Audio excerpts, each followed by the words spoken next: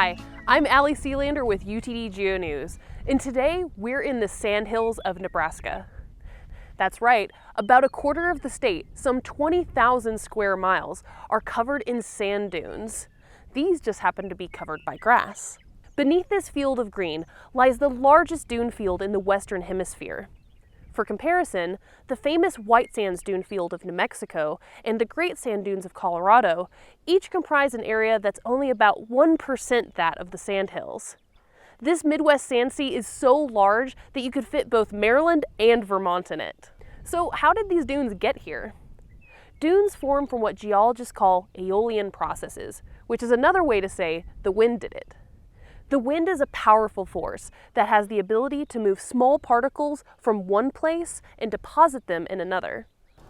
Saharan dust can be blown across the Atlantic Ocean, resulting in hazy skies in the southeastern U.S. But sand is too heavy to be carried that far by the wind. Instead, it moves closer to the ground in a process called saltation. The sand grains are pushed by the wind in a series of small bounces, and when wind-blown sand stops moving and accumulates, a dune begins to form.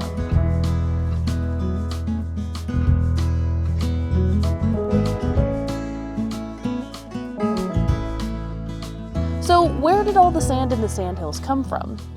Well, sand is what you get when you break down other rocks. Sandhill sand is a lot like other sands and is composed mostly of quartz, a common mineral found in granites.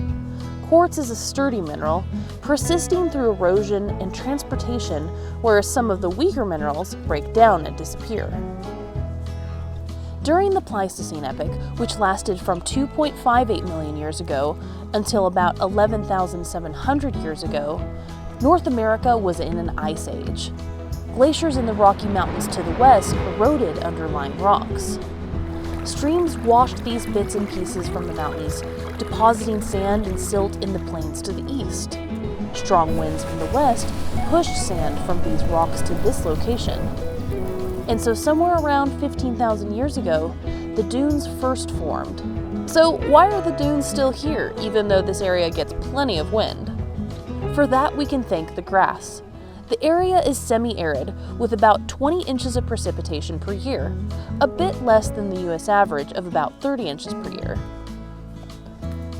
The sandy soils and modest rain can support grassland, but few trees. This grass stabilizes the sand and makes it less susceptible to wind erosion and transport. The dunes haven't always been covered by grass, though. When the dunes first formed here, and sometimes during the last 15,000 years, the area has dried out and the vegetation died. Without the plant cover, the dunes would reactivate and begin to move again with the wind. The most recent reactivation was about 1,000 years ago, during the medieval climatic anomaly that created widespread drought in North America. In some areas, you can see where the grass cover has been lost and the sandy dune has been exposed. The wind can create an erosional depression on the surface of the dune. We call these blowouts. It's in these open sand habitats where you may find the short-lived and endangered blowout penstemon flower that can only be found in the Sandhills of Nebraska and a small area in Wyoming. Despite this area being semi-arid, about 10% of the Sandhills region is made up of shallow lakes, ponds, and wetlands.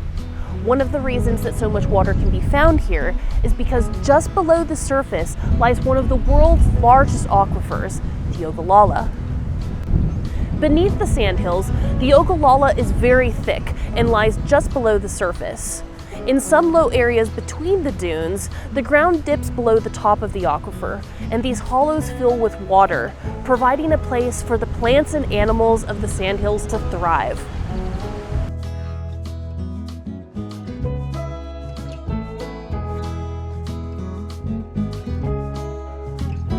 So if you're traveling on I-80 and you find yourself thinking this has got to be one of the most boring stretches of highway in the U.S., head north for a bit for a detour through the Sandhill Scenic Byway, or stop by the Valentine National Wildlife Refuge. And if after that you're still thinking that there's nothing to see, well, it's Nebraska, and honestly, it's not for everyone. See you next time.